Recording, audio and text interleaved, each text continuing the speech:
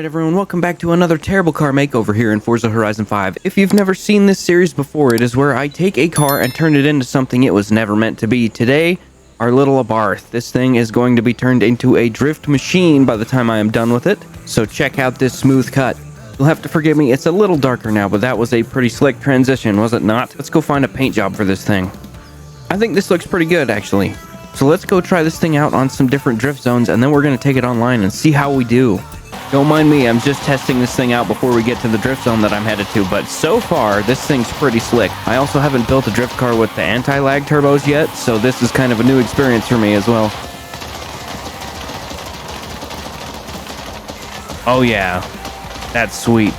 Alright, here we are coming up to our drift zone. I messed with the tune a little bit because I don't think the gears were long enough. Other than that, everything else seems to be working very well. It's just me that's having the hard time. Alright, let's attempt that again, shall we, and not come in at the speed of sound. That's what caused me the issues last time, is I came in way too hot. I don't have near enough grip for that. I try and keep these cars as light and as nimble as possible with very little grip so they slide forever. I may need to adjust the balance of power between the diffs, but that was not half bad. What is our personal best here? 172? We can do that, no problem. We're just gonna bump this down to like 92 and hope that helps a little bit. This thing is actually, oh, I'm bad. This thing is actually really quite good though. It does pretty well. It is very slippery for sure. It's very light. 167, yep, we're gonna keep going. We can do it. Oh, so close. Damn it.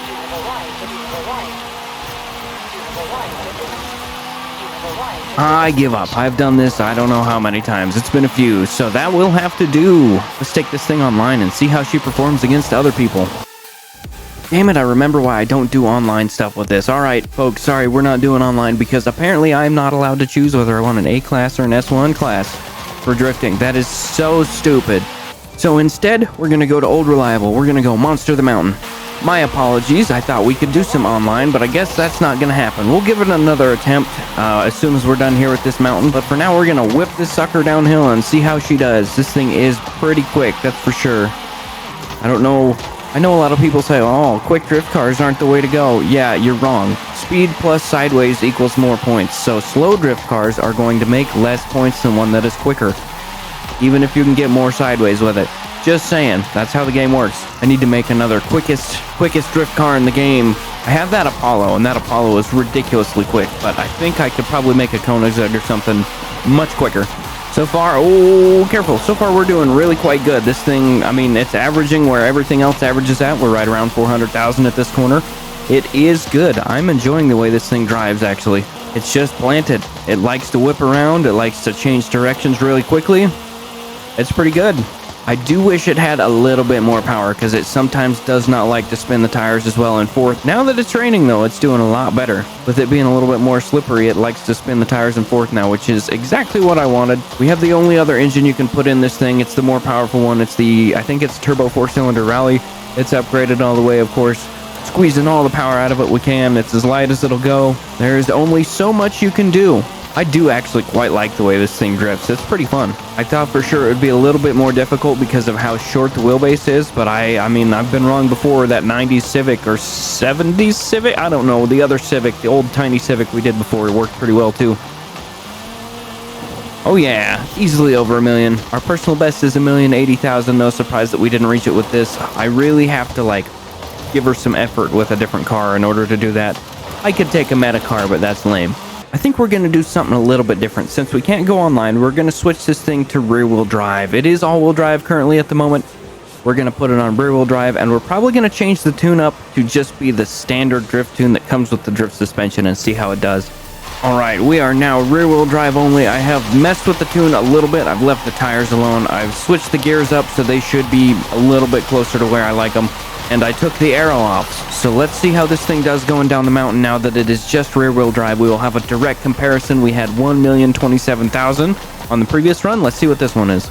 Alright, with it being rear-wheel drive, it is going to be much slower now. So that ought to be interesting. That means we're going to be banging the limiter a whole bunch, which means lots of pops and bangs, which may get annoying after a minute.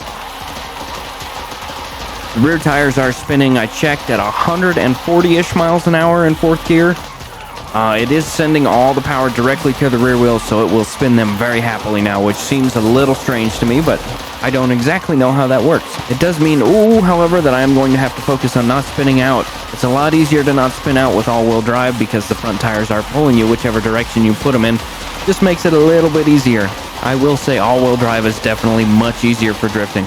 It may be easier, but it may not score as many points, I should say. I guess we'll find out. We will have a direct comparison as soon as we hit the bottom of this mountain. So far, we're about even with last time. Down around this corner down here should be about 425,000, which is basically what we'll be at. It seems to me that the second half, is where we usually make up all the extra points if there are any extra to be made. And we failed it, so that's obviously not going to work out. Let's not spin out again, shall we? It is definitely more difficult to keep this thing going the way I want it to with it just being rear-wheel drive. That is the short wheelbase, I guarantee it. Having an all-wheel drive drift car does tend to make up for some issues that you can have, whether it's with your build or it's the car or whatever. It does tend to make things a little bit easier. Again, I have not changed the tune. I reset it completely. I left the tire pressures alone. I changed the gears a little bit closer to where I want them, and I took the aero off. And the differential is set for 100 on acceleration and 0 on decel. Other than that, that's what you get when you put this drift suspension on. That may be why it is so much more difficult for me to keep this thing going the way I want it to.